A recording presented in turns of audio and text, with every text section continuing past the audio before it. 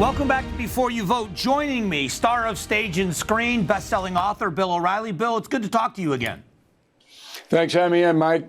I want to talk about the book, Confronting the Presidents, and the motivation for the book. But let's start with leadership today.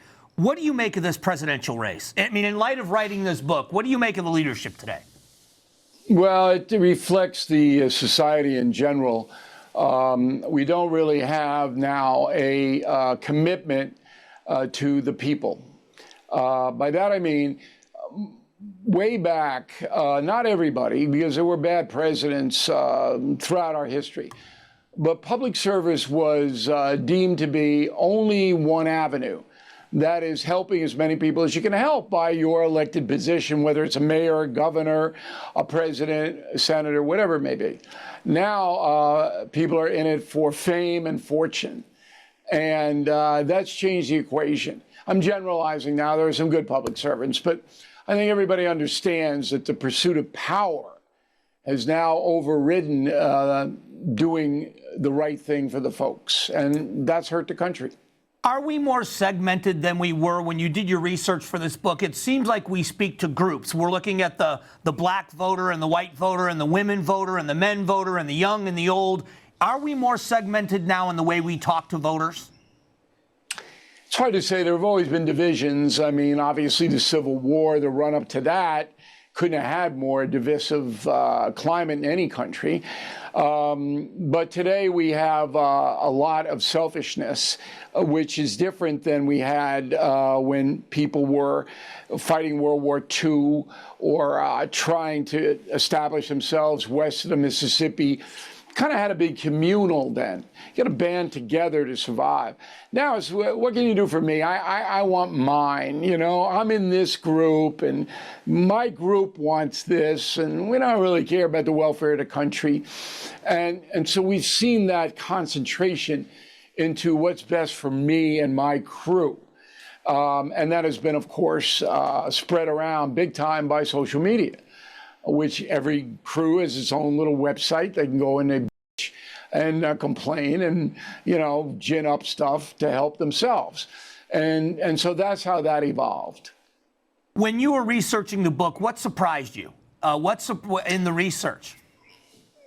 Every page you're going to read something. Now, I am a former history teacher and a historical expert. I'm a journalist / historian. That's how I make my living. But George Washington and his mother didn't like each other. I didn't know that until we started to research it. And I went, whoa, LBJ, Lyndon Johnson, one of the most corrupt presidents in our history, and most of his corruption was covered up. And when we found out how bad it was and put it in a book, I didn't know any of that. So I can tell you that on every page of Confronting the Presidents, you're going to go, whoa. And there's good stuff that you didn't know, too. It's not all negative. Yeah, and kind of pulling back that veil a little bit and seeing the humanity in the people was very interesting to me. Well, I tried to make all 45 men human beings because they were. Right. And if you are a human being, as opposed to a vampire, you have good and bad. You do good things and bad things. We're all sinners. And in America, we have a tendency to mythologize or demonize. I mean, if you go into the progressive precincts and say something good about Trump, they won't accept it. Trump can't possibly do anything good.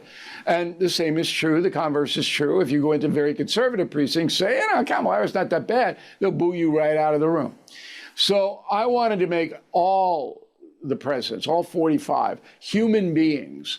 And we told you about their relationships with their parents, sometimes the parents, George Washington, wives and husband, and on and on and on and on. Children, Teddy Roosevelt and his oldest daughter, it was hysterical. I mean, she drove him nuts.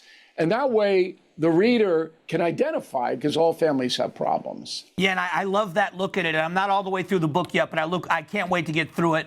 Thank you. I appreciate you coming on with me again. I know you're a very busy guy. I hope people pick up the book. I've read a bunch of your books, and I am so thrilled with this one. I love it. I actually love this book.